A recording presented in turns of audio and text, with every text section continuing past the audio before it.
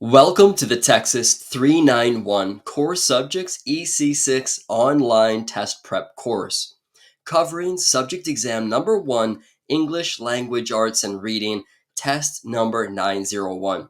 This course is presented by Teacher Preps, your trusted source to help you pass your teacher certification exam. Thanks so much for being here. Let's get started. As you can recall from the NES and Texas Education Standard Administration website, the Texas Core Subjects 391 English Language Arts and Reading exam has a total of 10 competencies. This lesson is all about competency number 10, which reads, Assessment of Developing Literacy. The teacher understands the basic principles of literacy assessment and uses a variety of assessments to guide literacy instruction. Now, if you have a look at competency number 10, we can see a list of 14 descriptive statements below, which means that competency number 10 is the longest of all the 10 competencies. Yay, right? The test administrators have been polite enough to save us the longest for last. All right, but even if you're feeling worried about test day, don't be, because I've got you covered. Grab your pen and pad and follow along to take notes as this lesson progresses. We'll work along this lesson step by step through every single descriptive statement so that you are totally prepared for test day. Without further ado, let's begin. Standard 1 of Competency 10 reads, The beginning teacher knows how to select and administer formative and summative assessments to students in grades 4 through 6 and use results to measure literacy skills such as word analysis and word identification skills, fluency, comprehension, writing conventions, written communications, visual images, inquiry skills, and also address individual student needs identified in formal and informal assessments. Now, because this is the 10th lesson in our TExES Core Subjects Test Prep program, you're probably aware that each time I see a big descriptive statement like this, I like to break it down so that we can dissect and better understand what's expected of us on test day. So first, I'm going to eliminate the examples in the parentheses. Great. So that we already have something, a statement that feels more manageable. Now let's highlight the key parts. Notice here how we have 3 colors because there are 3 major sections. The first is that we know how to select and administer formative and summative assessments. Second, use those results that we collect to measure students' literacy skills. And third, to be able to take those student results and address individual needs that appear from the results. Now, before we learn to select and administer assessments, we need to know what the different kinds are and when they are best used for students. So let's cover that now. Here are when we use formative and summative assessments. Formative assessments are ongoing checks for understanding, often used during the learning process. These help educators monitor student learning, providing feedback that can be used by teachers to modify subsequent lessons. Summative assessments, on the other hand, evaluate student learning at the end of an instructional period and are often benchmarked against standards. Next, take note of these examples in case you come across a question on your exam where you're asked about assessments. One example of a formative assessment could be an exit ticket. This is where, at the end of a lesson, students can be asked to respond to a prompt, a question, or a task related to the day's lesson on a small piece of paper. For example, after a lesson on similes, students might be asked to write their own simile related to a given topic. Another example is using Think, Pair, Share, where after a reading or discussion, students think about a question posed by the teacher, discuss their thoughts with a partner, and then share with the class. This can be used after reading a story segment where students might be asked to discuss a character's motivations or the main idea of the passage. Next, we have reading journals. This is when students can maintain a journal where they respond to their readings. This might include predictions, questions, connections, and summaries. Now, periodically, the teacher can review these journals to gain insight into student comprehension, connections, and inferences. And another example is concept mapping, where after a lesson, students can create a visual map linking concepts and ideas and characters or events to demonstrate their understanding of the skill being taught on that day. Next, let's go through some examples of summative assessments. Remember, the key difference between a formative and a summative assessment is that formative is informal, which helps the teacher do a quick temperature check for how the students are understanding the material before or during a lesson or unit, whereas summative is formal. These assessments are done after a lesson or a unit. Let's go through some examples of summative assessments now. Beginning with end of unit tests. These can assess students' comprehension and understanding of key concepts, vocabulary, and skills taught throughout a unit. One example could be after a unit on narrative structures, the test might include multiple choice, short answer, and essay questions about the elements of a story, literary devices, and narrative techniques. Another example of a summative assessment could be a research project where students can be assigned topics or allowed to choose their own related to a particular theme or author studied in the class. They would then conduct research using multiple sources and present their findings in a written report, a poster, or a multimedia presentation. Up next are student portfolios, where over the course of a term or a school year, students can compile a portfolio of their best written pieces, projects, and other related assignments. This showcases their growth, achievements, and areas of proficiency in various ELA, English Language Arts, skills. Now, the portfolio can be accompanied by a self reflection piece where students evaluate their own progress and set their own goals for future learning. To provide a recap example, an educator in a fifth grade classroom might use formative assessments like daily journal checks or in class discussions to gauge student comprehension, while a summative assessment might be an end of the unit exam or a standardized test. All right, great. Now that we understand the difference, let's discuss examining, selecting, and administering formative and summative assessments in grades 4 through 6. Now, as summative assessments are low stakes checks to provide the teacher with a snapshot of student understanding, if on your exam you're asked to identify the correct formative assessment, follow this guide when selecting the appropriate formative assessment. Number one, if you're asked which informal assessment can give insights into reading, fluency, and comprehension, do you know what to use? All right, use observations. If on the test day you're asked which formative assessment is used best in order to check word identification or comprehension skills, use a quiz. And if you are presented with a question on test day that asks you, how would you show a student's thought process for learning new vocabulary and comprehension understanding as they engage with challenging units? Use reading journals. Sticking with formative assessments, let's move from selecting the assessment to learning to administer a formative assessment following these three guidelines. First, make sure the formative assessments are frequent to regularly used in order to check for understanding. Second, ensure they are varied to cater to different learning styles, such as oral, written, and group activities. And also, third, provide feedback promptly to guide further learning. Now let's move from selecting and administering formative assessments to summative ones. Recall that summative assessments evaluate student learning at the end of an instructional unit against some standard or benchmark. Now, if on your exam you're asked to identify the correct summative assessment, follow this guidance when selecting the appropriate assessment to use. If on test day you're presented with a question that asks you to use a summative assessment to assess students against a set of standards or achievement, use a standardized test.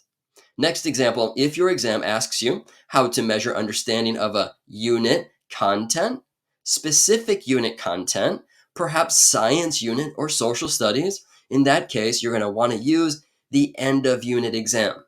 And next, if you need to find an answer on your multiple choice section to evaluate the comprehension, writing, and communication skills of your students, use projects and presentations.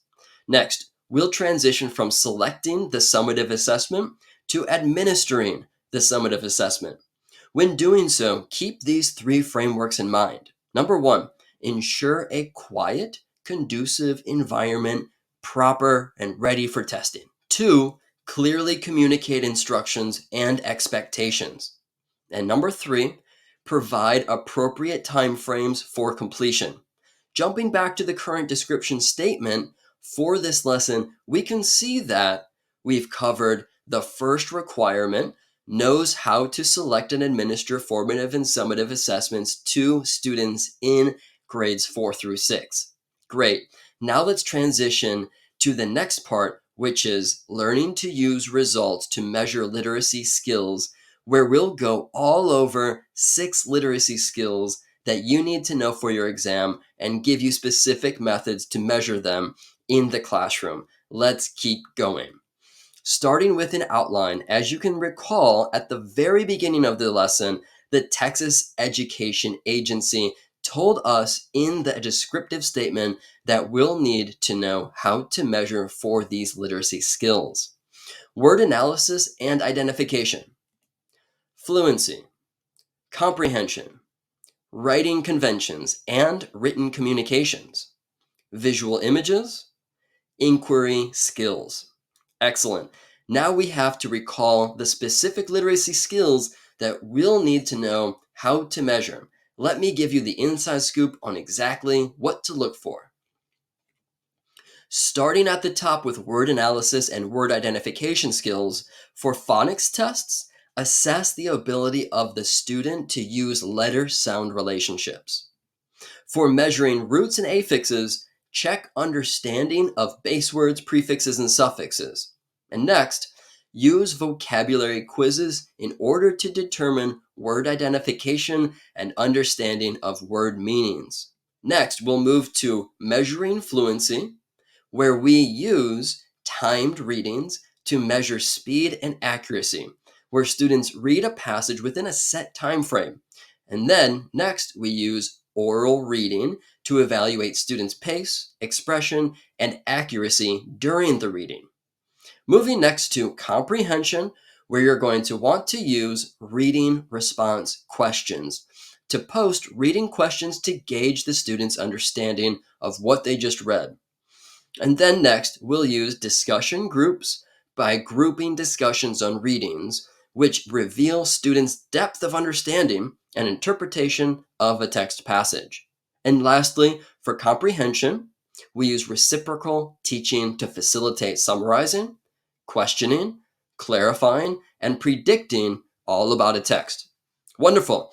Next, let's move into measuring writing conventions and written communications, where on your exam, you'll be asked to look for a student's writing assignments, writing conventions, and written communications, where you'll be looking for writing assignments, which us teachers use to assess grammar, punctuation, and organization through assigning essays, reports, and short stories.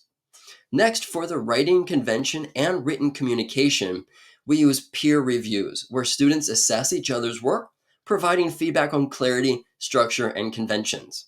Great. Next, let's move to measuring visual images. Image analysis by using images with accompanying questions to interpret meaning, mood, and messages. Now we have media literacy assignments. Here we're going to analyze advertisements, infographics, or visual media, assessing students' understanding of the messages that are portrayed in these media pieces that are visual. Excellent. Now let's move into our 6th literacy skill. In doing so, we have inquiry skills, and we use these to measure what we want for our research projects. Now, here we're going to evaluate the ability to form questions, do research, and draw conclusions. And then also problem-solving tasks to assess a student's approach in order to come up with a solution. Absolutely fantastic. Those are the ways that you'll want to keep in mind on test day regarding measuring specific literacy skills for our students. Next, let's do a quick litmus test. So far, we've covered topic 1 and now topic 2, and let's jump straight into addressing individual students' needs identified in informal and formal assessments. So, how do we do that? Well, let's learn now. Once assessments are administered, interpreting the results becomes vital. In this section, you'll learn how to interpret results of assessments to determine whether a student is performing below, at, or above the expected level of performance. Teachers collect and analyze assessment data in order to determine which students have and have not yet met the standard being taught using these 3 categories: below expectations, meeting expectations, or exceeding expectations. Students whose assessment indicates a below expectations results mean that the student has not yet met the standard. The second result is meeting the standard. In this case, the student's assessment results indicate that the student has met the standard. And finally, exceeding the standard, which through analysis of the assessment results indicate that the student's skill has not only met, but actually exceeded the expectation standard. Keep in mind that for your exam, you'll want to be able to demonstrate your understanding of creating lessons systematically. Instead of creating lessons haphazardly, we use a system through the results that we collect based on assessments. Furthermore, teachers use the assessments to create individual student profiles which show whether the student scored below, at, or exceeding expectations. Then, the teacher takes the individual profiles to create the class profile, which also includes the standards taught to show how effective the instruction and activities have been in teaching the whole class. Based on these profiles, the teacher then uses the data to systematically plan effective instruction, where the teacher can adjust the instruction and provide differentiated instruction to meet the needs of all the individual learners in the classroom. And ultimately, reassess to determine whether the relevant standards have been met.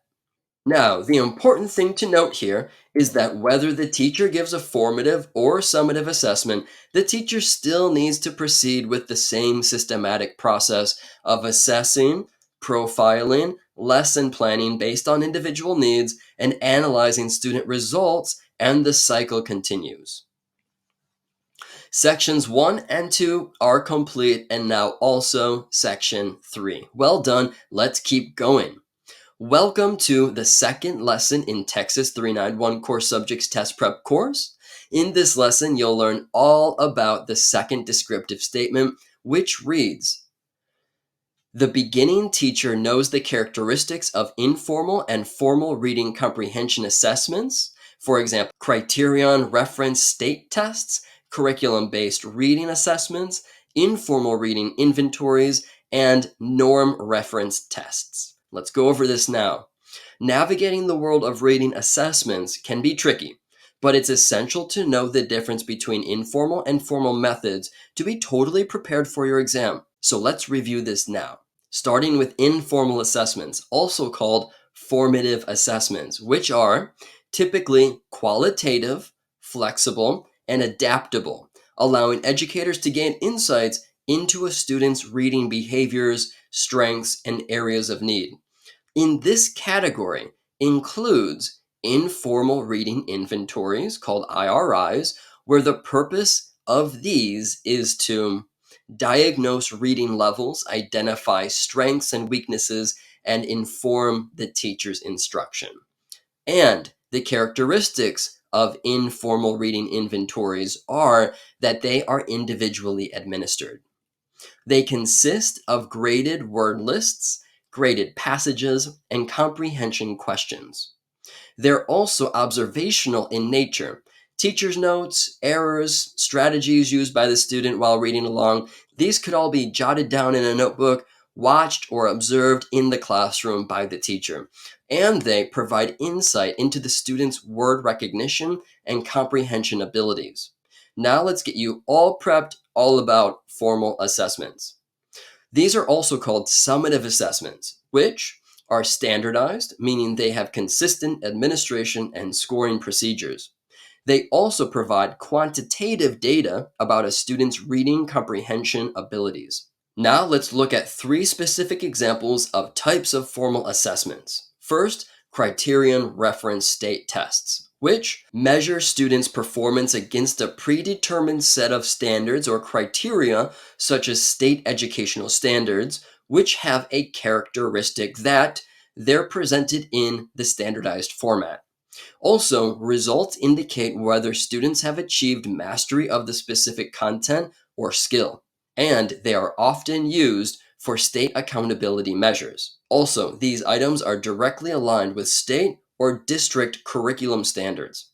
The second type of formal assessment you might experience having a question with on your exam is all about curriculum-based reading assessments. Now, these measure students' progress and performance in a specific curriculum or program. On your exam, look for these characteristics to spot a curriculum-based reading assessment. The first is that they are tied directly to the curriculum being taught in the classroom, and they may be administered multiple times throughout the year to track progress. Next, they also help teachers make instructional decisions based on student performance in relation to the curriculum.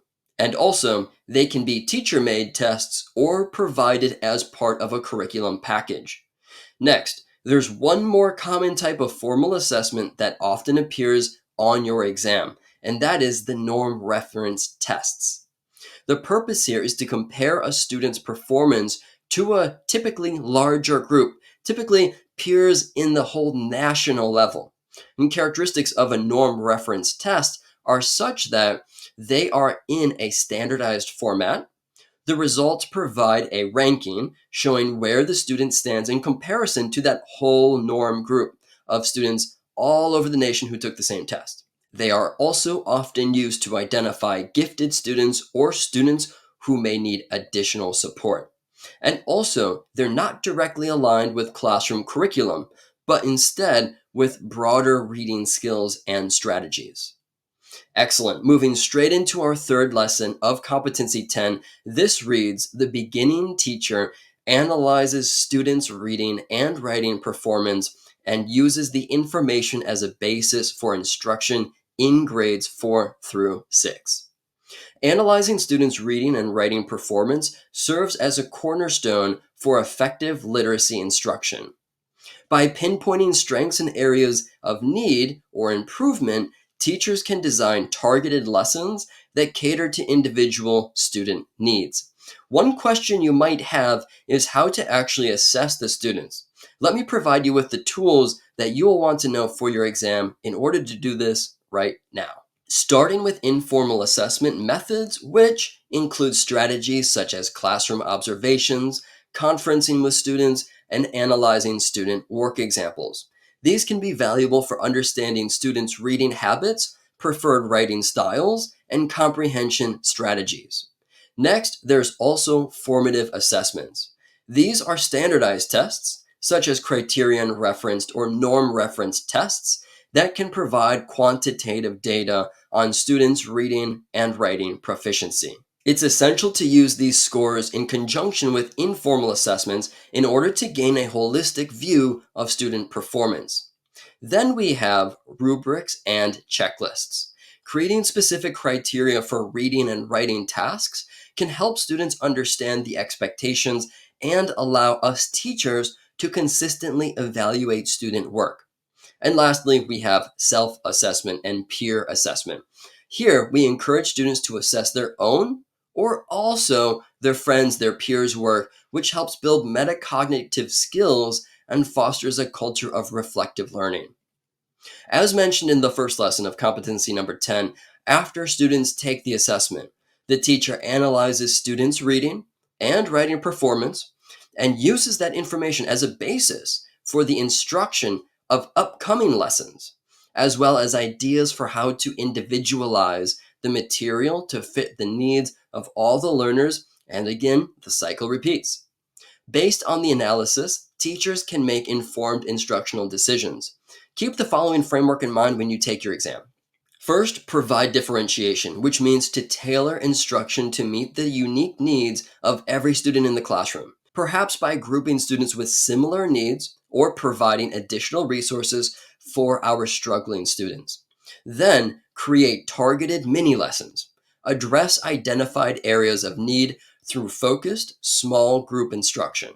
Also, revisit different concepts that have been previously taught. If a significant portion of the class struggles with a particular concept, consider reteaching it with different strategies or materials. Now, don't forget about the power of providing feedback. Give students specific, actionable feedback on their reading and their writing, highlighting both their strengths and areas for improvement. And lastly, try to always find time to reflect and adapt. Regularly reassessing students and adjusting instructional strategies based on their progress and changing needs is excellent for your teaching practice and your students' learning outcomes. The process of analyzing, adapting, and reassessing is vital for effective literacy instruction in grades 4 through 6. By continuously monitoring and responding to student performance, educators can provide targeted support and help students build strong reading and writing skills. Moving straight into our fourth lesson in this series covering competency number 10, which is all about assessment of developing literacy. This fourth descriptive statement reads, "The beginning teacher knows the state, content, and performance standards for reading, writing, listening, and speaking that constitute the TExES essential knowledge and skills, and recognizes when a student needs additional help or intervention to bring the student's performance up to grade level for students in grades 4 through 6. In this test prep lesson, we'll dive into the TExES essential knowledge and skills standards for grades 4, 5, and 6, ensuring beginning teachers can identify and address student needs in reading, writing, listening, and speaking. Let's begin with the TExES essential knowledge and skills framework. Now, this content specification for your TExES core subjects exam is so straightforward. What I actually recommend to do is to find our study guide where we have the 3 links right at the bottom. It says TExES essential knowledge and skills for grades 4, 5, and 6.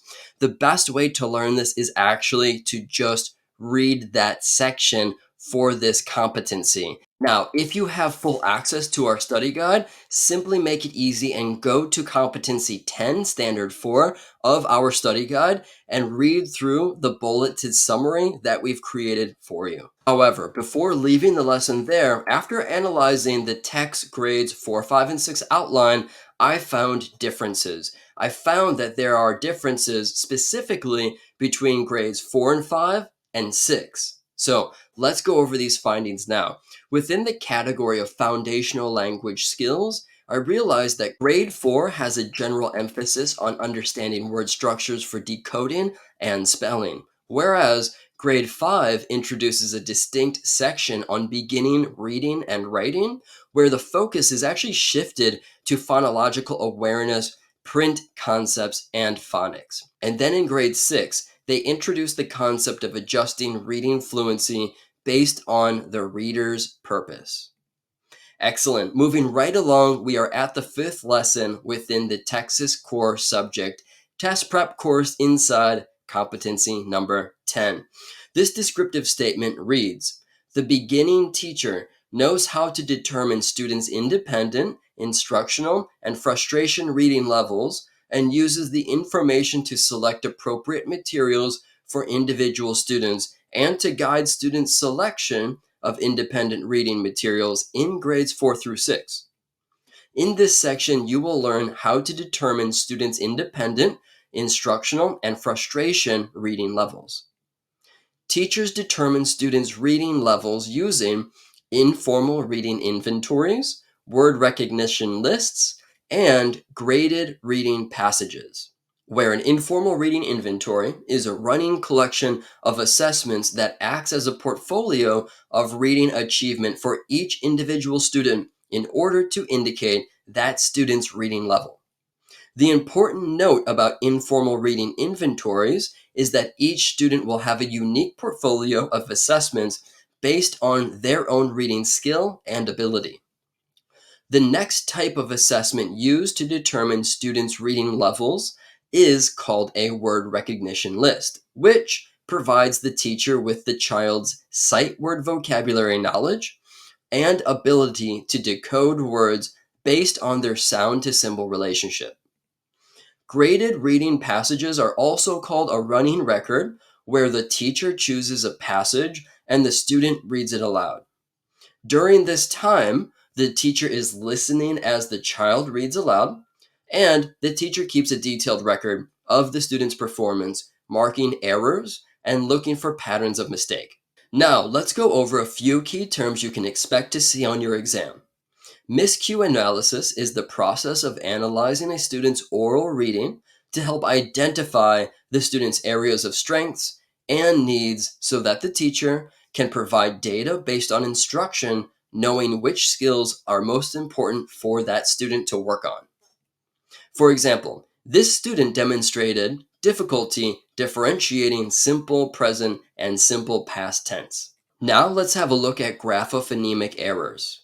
This is an error caused by a child reading slowly and on a word-by-word basis, which tells us that the student is relying too heavily on looking at the phonics to try to decode the word.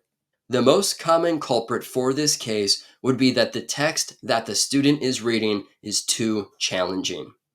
In the next term related to this topic is semantic errors. This is a meaning-related error, such as when a student reads cat for pet. Here, the writing is unrelated, but the meaning is related. In this case, it would mean that the student is using her correct comprehension of the story, but isn't using her phonics skills enough. The last term we'll cover here is called syntactic errors, which is the order or sequence of the language written or spoken. Reading errors in syntax might include, for example, reading apple my instead of my apple. In order to determine if a reading passage is too easy, too difficult, or just right, the teacher will ask the student comprehension checking questions based on the story read during the running record assessment. These questions are supplied to the teacher for each story. The answers that the student gives will provide insight that helps the teacher determine if this text passage is the correct level for this student. Let's define the 3 different reading levels now. Books at a student's independent reading level can be read and understood without the help of the teacher. A student's independent reading level is reached when the student reads a passage aloud with 95% or more words read correctly and answers 90% or more of the comprehension questions correctly. Next is instructional reading level, and this is the level of material that the student can listen to and understand and also read with direct support from the teacher. This level is lower than the independent reading level, and it's the level that content area texts, such as science and social studies, will be at for the student. The instructional reading level is reached when a student correctly reads aloud 90% or more of the words and answers at least 60% of the comprehension questions correctly. A student's frustration reading level is reached when fluency and comprehension are lost, even with the help from the teacher. The frustration reading level is defined when a student cannot correctly read aloud at least 90% of the words or answer at least 60% of the comprehension checking questions correctly. Quick to note, a teacher needs these 2 things to accurately determine a student's instructional and independent reading level. Number 1, the percentage of words that the child can correctly read aloud. And number 2, the percentage of comprehension questions the child correctly answers. Selecting the right reading material for students based on their reading levels can significantly enhance their reading experience.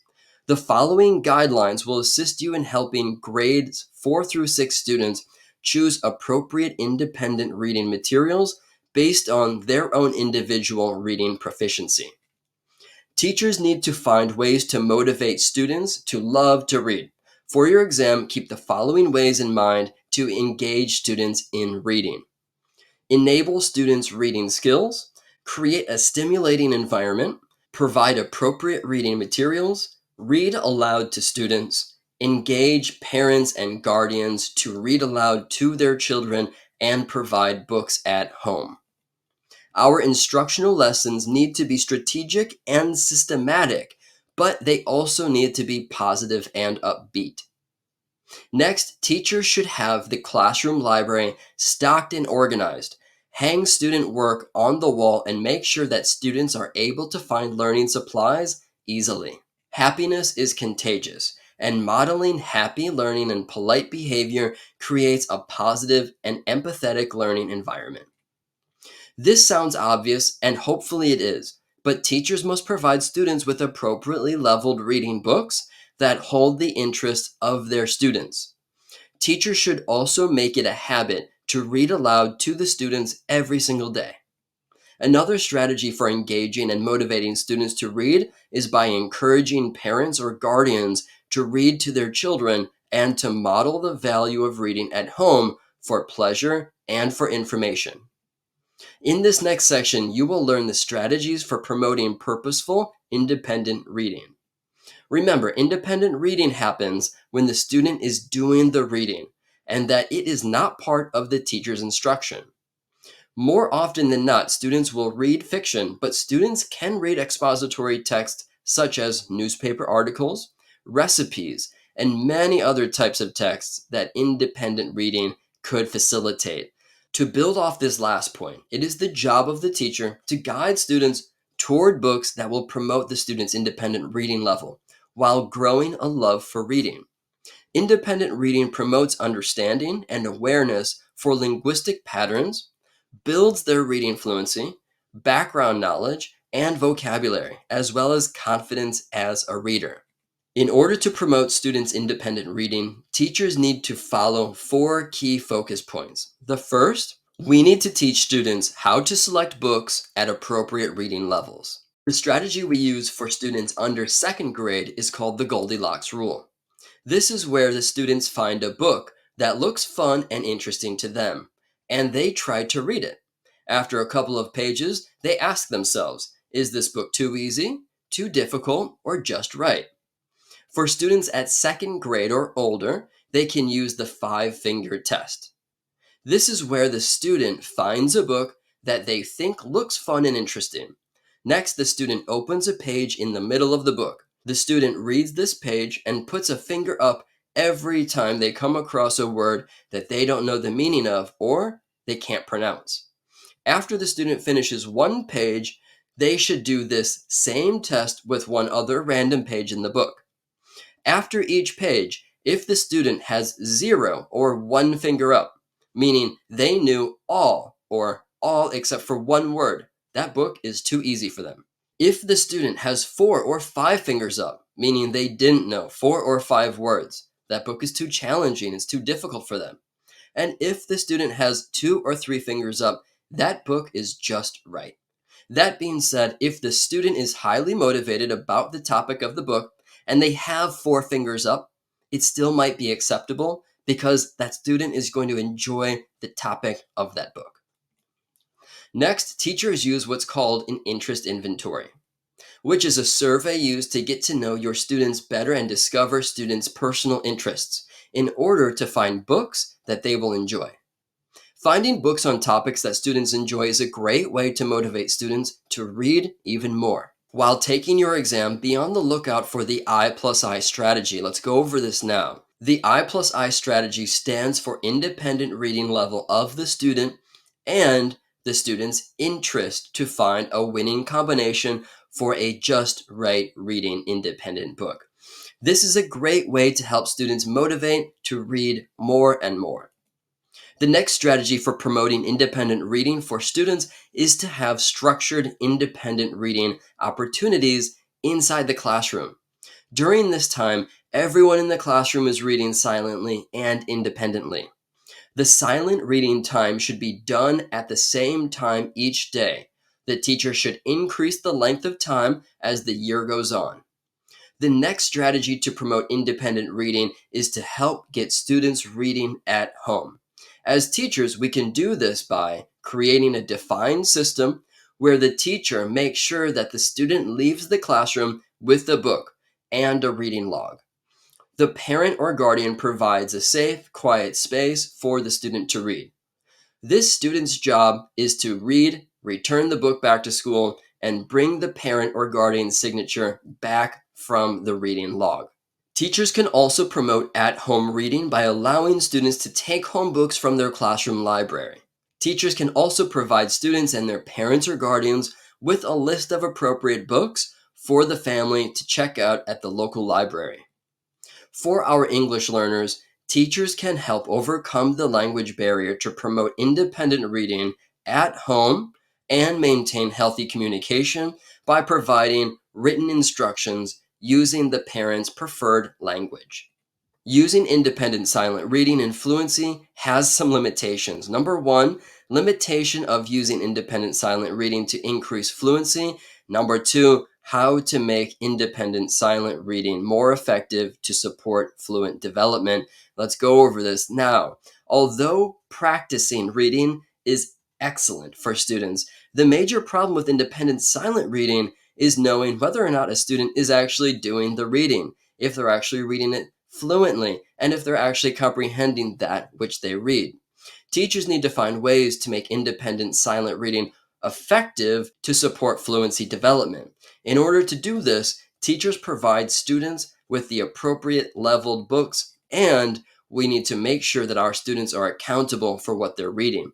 Strategies include using a reading log, book report, presentation, and having individual conferences to meet and discuss the books that the students are reading. This leads us right into our sixth descriptive statement of competency number 10, which reads, the beginning teacher uses ongoing assessments to determine when a student may be in need of classroom intervention or specialized reading instruction, and to develop appropriate instructional plans for students in grades 4 through 6. Ongoing assessments serve as a continuous feedback mechanism, informing educators about student progress and highlighting areas that might require focused attention. Now, you'll learn the 4 essential pedagogical methods to determine when a student may be in need of classroom intervention or specialized reading instruction, starting with a diverse assessment tool. Now, incorporating a variety of tools from quizzes, reading comprehension tests, oral presentations, to more interactive and innovative tools like e-assessments or interactive games, this ensures a well-rounded understanding of the student's capabilities. Now, we also have identifying the need for intervention. It's crucial to analyze assessment data proactively. Regularly spotting patterns and errors, consistent struggles with particular literacy concepts, or a sudden drop in performance can indicate a need for classroom intervention. Now let's discuss the importance of developing instructional plans. Post-assessment, teachers must be equipped to differentiate instruction. For your exam, remember that students who have mastered certain concepts can be given advanced tasks or enrichment activities, while those still struggling can receive focused instruction. And last on this list is guided decision making. Remember, continuous assessment isn't just about collecting data. Instead, it's about making informed instructional decisions. For instance, understanding that first graders need to differentiate between long and short vowel sounds can guide the instructional strategy. Next, you'll learn how to develop appropriate instructional plans for students in grades 4 through 6 who require intervention or specialized reading instruction, which requires targeted strategies, thorough assessment, and differentiated approaches. Here's a step-by-step guide to help you prepare for your exam.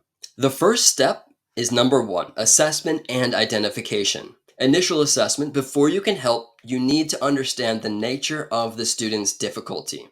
Use formal and informal assessments like standardized tests, curriculum-based measures, and anecdotal observations. And also, use continuous monitoring.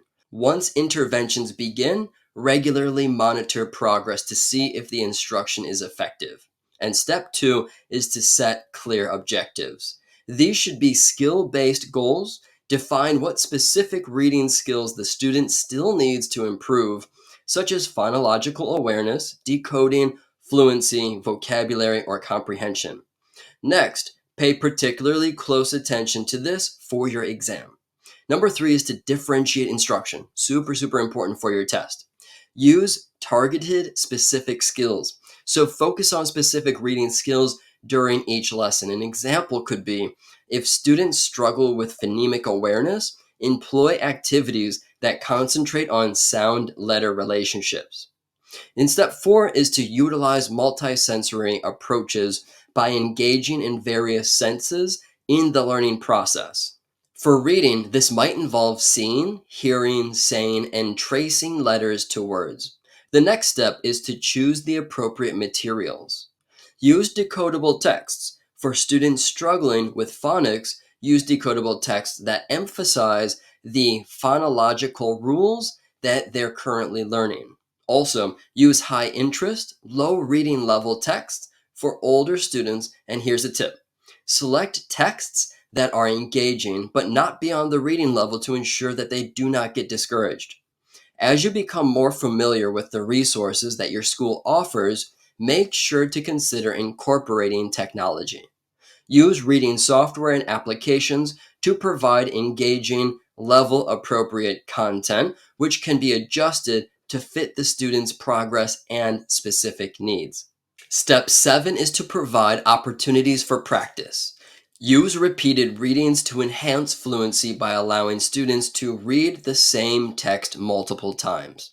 Also, use paired reading, where you pair a stronger reader with a weaker reader. They read the text aloud together, providing both to practice and a great model for the weaker reader. Next is feedback. Always make sure to provide immediate constructive feedback. This helps students recognize their mistakes and understand how to correct them.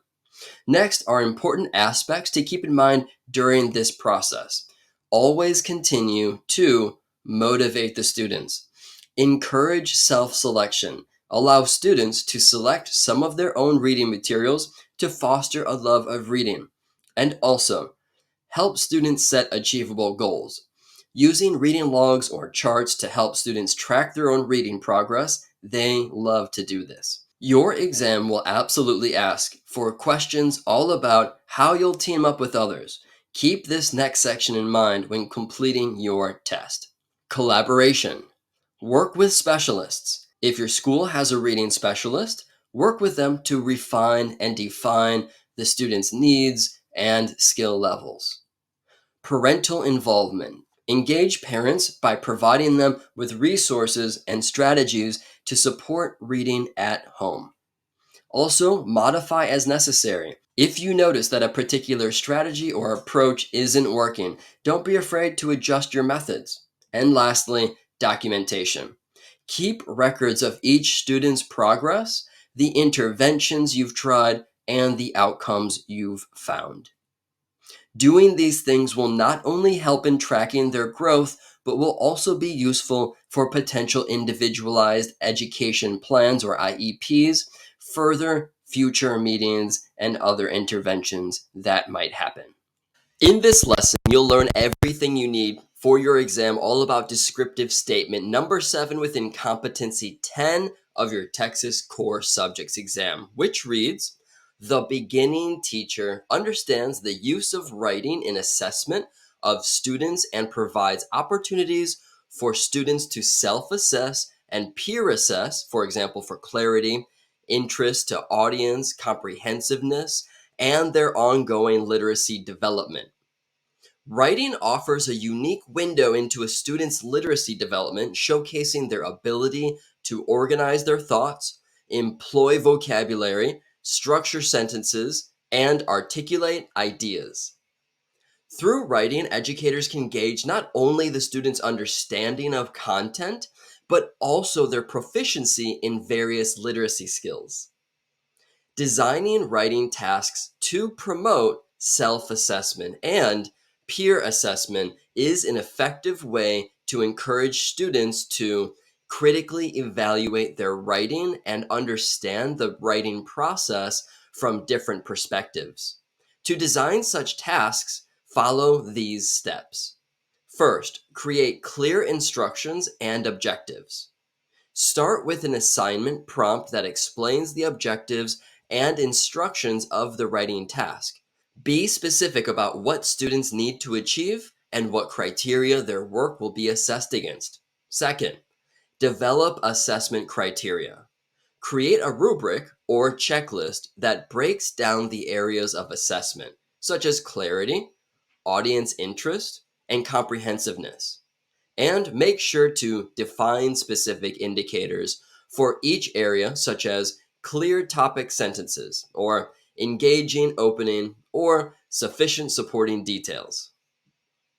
Introduce self-assessment next.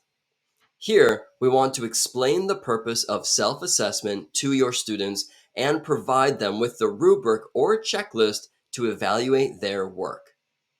Here, we also want to encourage students to read their work aloud to identify areas that might sound awkward or unclear.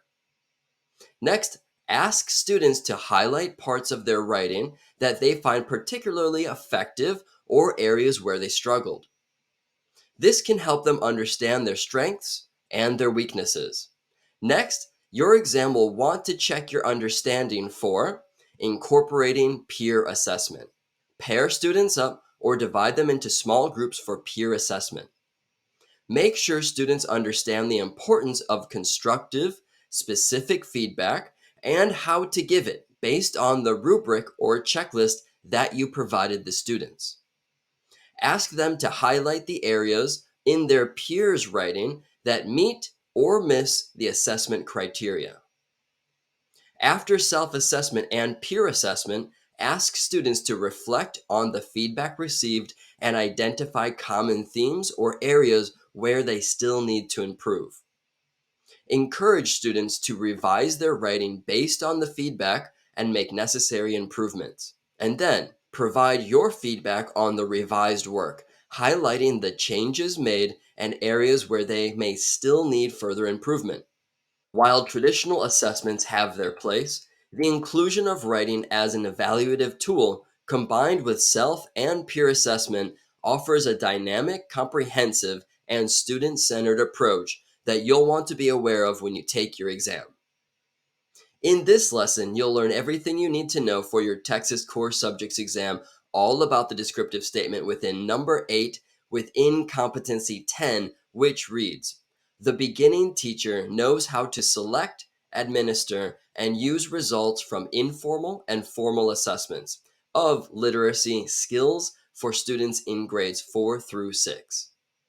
Selecting assessments that aligns with the learning outcomes and helps teachers dive deeper into their students' understanding of literacy skills such as comprehension, critical analysis, and vocabulary usage." Here we have consistency, which is crucial. When administering an assessment, ensure the room is quiet and right for a standardized test. Also, make sure the students understand the assessment's purpose. Always consider students' individual needs and potential accommodations. Moving to analysis and interpretation using a standards-based approach. Standards-based interpretation, let's discuss it now. As mentioned in the earlier lessons, a key aspect is knowing which students perform below, at, or above standard expectations. While analyzing students' results, make sure to determine performance gaps. Beyond identifying if a student is below expectation, it's pivotal to understand why. Conversations with students can reveal misconceptions like not understanding that a word can function as both a noun and a verb, as we went through in depth in earlier lessons. Remember about creating individual profiles and recall that these are specific snapshots of a student's performance against grade standards. If a student struggles with understanding certain multi-meaning words, that will be evident in their profile. Also, remember the student profile is the individual version of the class profile. If a majority struggle with a specific standard, reteaching or revisiting that topic may be necessary. Conversely, if most meet or exceed the standard, advanced lessons or moving ahead is appropriate. Welcome to our 9th video lesson covering TExES core subjects, competency number 10 section, where you'll learn all about this descriptive statement inside the red rectangular box, which reads, "The beginning teacher analyzes students' errors in reading and responds to individual students' needs by providing focused instruction to promote literacy skills." Let's begin. Error analysis in reading involves a close examination of students' reading behaviors, including the types of errors they make when decoding words, understanding vocabulary, or comprehending text. By analyzing these errors, teachers can identify patterns and specific areas of difficulty, which in turn helps them provide targeted instruction to address these issues. Now that we're familiar with what error analysis in reading is, let's get to know the types of reading errors and the proper response to individual students' needs based on the type of student reading error. First, if the student is demonstrating decoding errors, which occur when a student struggles to identify a word in a text, use phonics instruction to teach students the sounds of letters and letter combinations.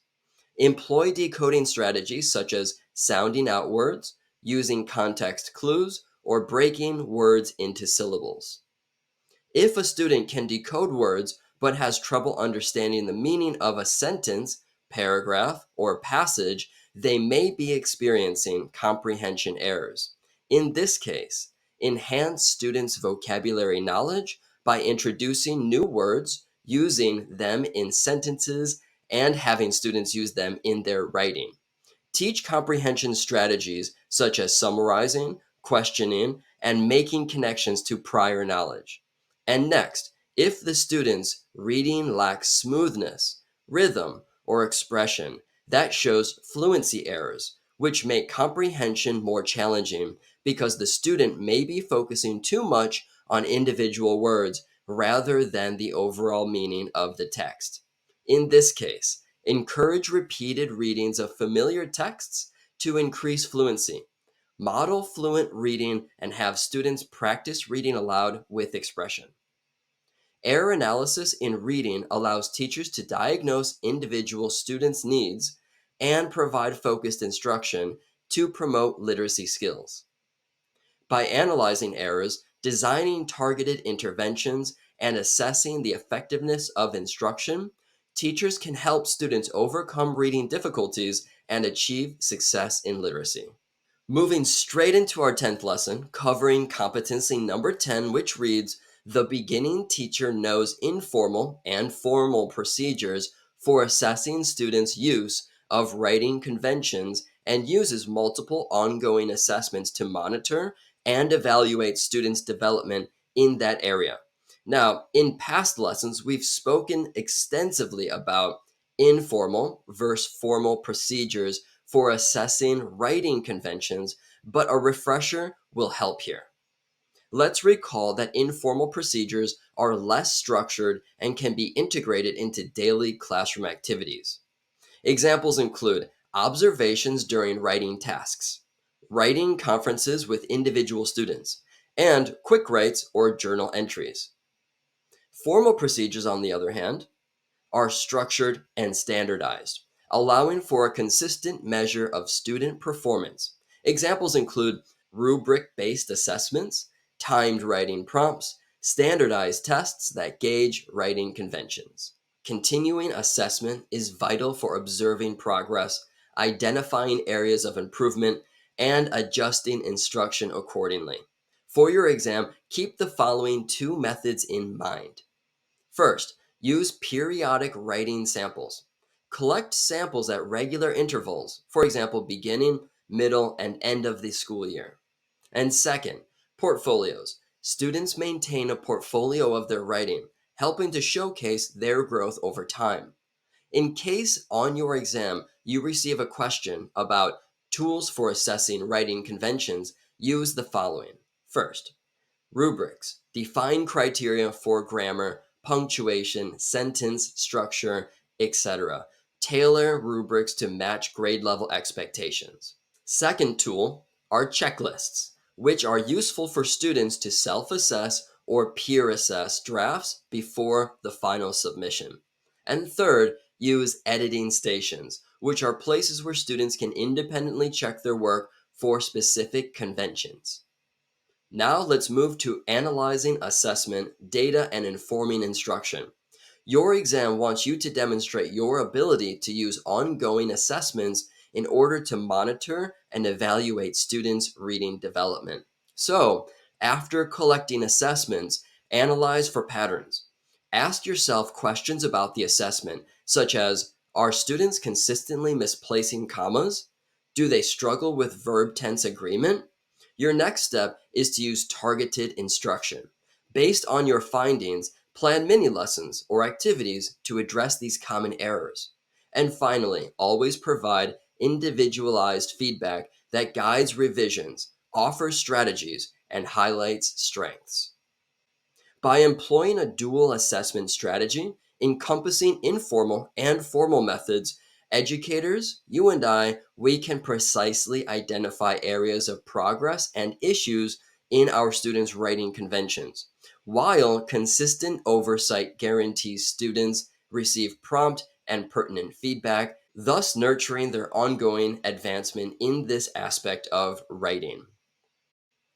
Welcome to the 11th lesson in our test preparation series covering TExES core subjects EC6 exam within competency number 10. This descriptive statement reads, the beginning teacher uses ongoing assessments of writing conventions to determine when students need additional help or intervention to bring students' performance to grade level based on state content and performance standards for writing in the TExES Essential Knowledge and Skills for grades 4 through 6. Let's begin. Understanding ongoing assessments is fundamental for consistent student growth. These assessments are not only sporadic, but rather regular evaluations that monitor students' progress over time.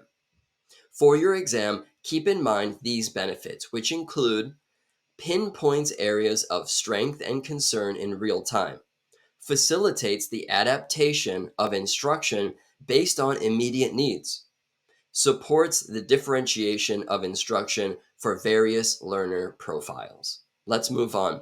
While every student will have unique strengths and challenges, some common indicators suggest a student might need more support.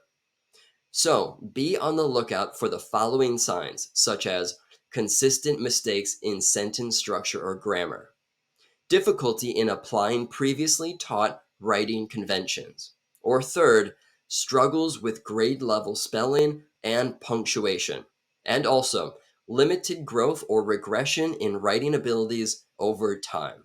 Let's move to our next topic. Here, it's crucial to have a solid grasp of the text standards for writing in grades 4 through 6.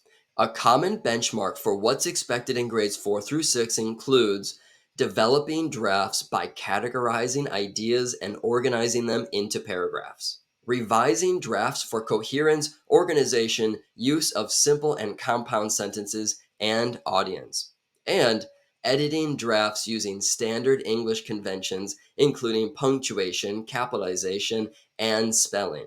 Now, in order to bring students' performance to grade level, you'll need targeted intervention strategies based on ongoing assessment in order to help our students achieve grade level standards. While taking your exam, keep these next 4 strategies in mind. Number 1, use focused mini lessons. Here we want to address specific areas of struggle. If students consistently misuse commas, a mini lesson can target that skill. Second, peer review sessions allow students to review each other's work. This not only identifies errors, but also promotes collaborative thinking. And third, use targeted practice worksheets. Worksheets here can tailor to a specific writing convention that can offer practice in areas of weakness. And then number four, regular conferencing. Regularly meet one-on-one with your students, which can provide insights and their thought processes, as well as areas of struggle and strength. Employing continuous assessments alongside the TExES essential knowledge and skills for your students in grades 4, 5, and 6 is crucial in identifying the need for extra assistance or intervention in writing conventions. And through consistent student monitoring, we can deliver timely, personalized aid, enabling students to achieve their maximum potential while aligning with state content and performance benchmarks. In this lesson, you'll learn everything you need to know about the 12th descriptive statement within Competency 10, which reads, "The beginning teacher analyzes students' errors in applying writing conventions and uses the results of the analysis as a basis for future instruction for students in grades 4 through 6." We've covered this in past lessons, but let's keep in mind that your exam wants you to always use the same framework. As a teacher, you create lessons systematically through the results you collect based on your students' assessments. Furthermore, teachers use the assessments in order to create individual student profiles, which show whether the student scored below, at, or exceeding expectations. Then, the teacher takes the individual profiles in order to create the class profile, which also includes the standards taught to show how effective the instruction and activities have been in teaching the whole class.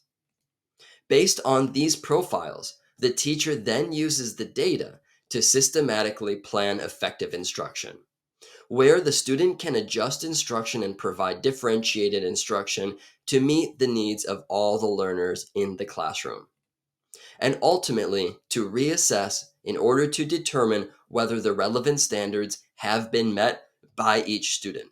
We had covered that previously, but this lesson is all about error analysis, which allows teachers to pinpoint specific struggles students face, facilitating more targeted instruction. For your exam, understand that there are specific writing challenges that students in grades 4 through 6 face. These include miscue or omission of punctuation marks, inconsistent verb tenses, spelling inaccuracies, sentence fragment issues or run-on sentences. In order to prepare to help our students, we'll need some strategies. Keep the following in mind when taking your exam. First, annotate observations. While reviewing student work, make annotations of recurring errors. This not only aids in providing feedback, but also spotlights patterns. Next, categorize the errors. Group the errors into categories such as all punctuation, all grammar, all sentence structure.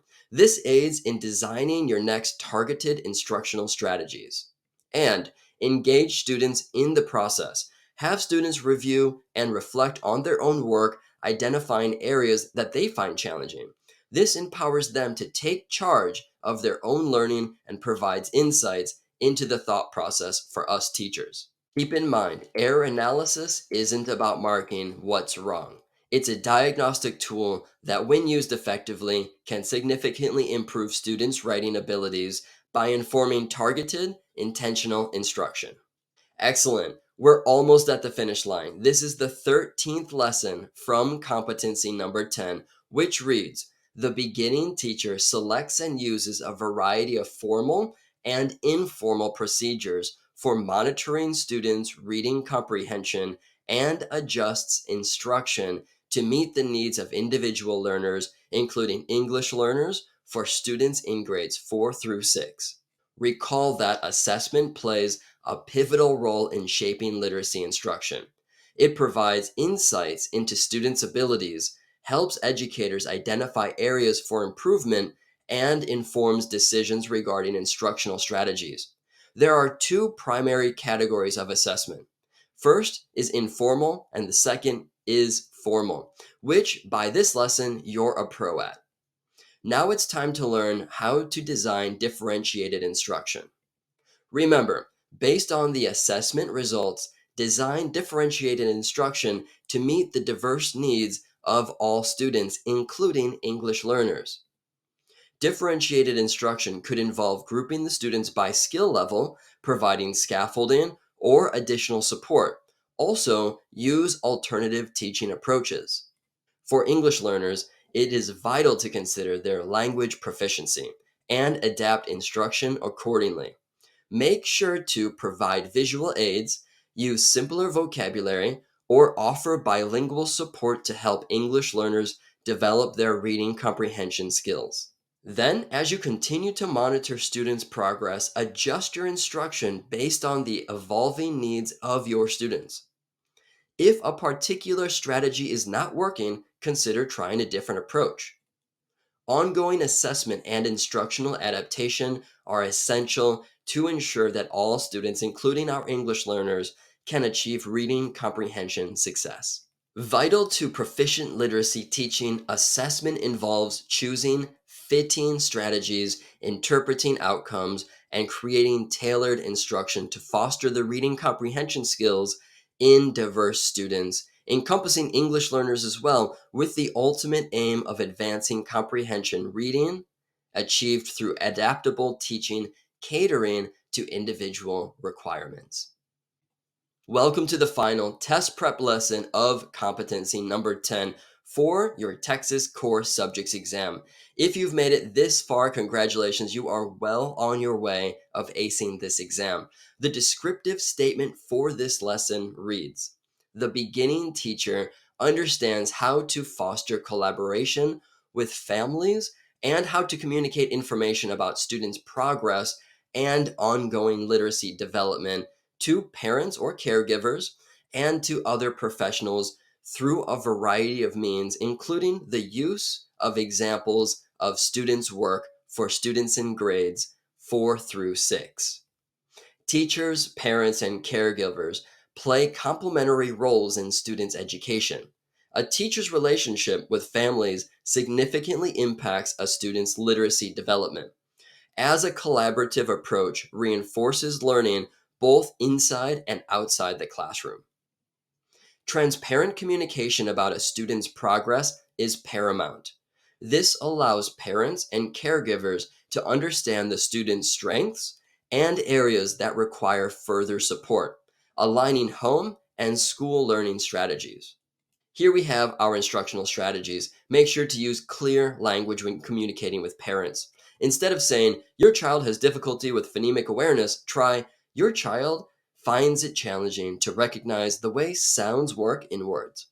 Next, we have sharing tangible examples of a specific student's work, which will provide students and caregivers with a clear visual of the child's progress and abilities. It also offers an opportunity to celebrate successes and identify areas of improvement. Communication with other professionals. Let's discuss that now. Teachers, you and I, we must also communicate with the other people that we work with. These are educational professionals such as special educators, guidance counselors, and reading specialists in order to ensure a cohesive support system for our students. This collaboration allows for targeted interventions and a unified teaching strategy. In the pursuit of enhancing a student's literacy journey, seamless collaboration and communication with parents, caregivers, and fellow professionals enables educators to cultivate a customized, supportive atmosphere where sharing insights and showcasing students' work illuminates the path to achievement, guaranteeing robust assistance for every single child in grades 4 through 6 to thrive in their literacy growth.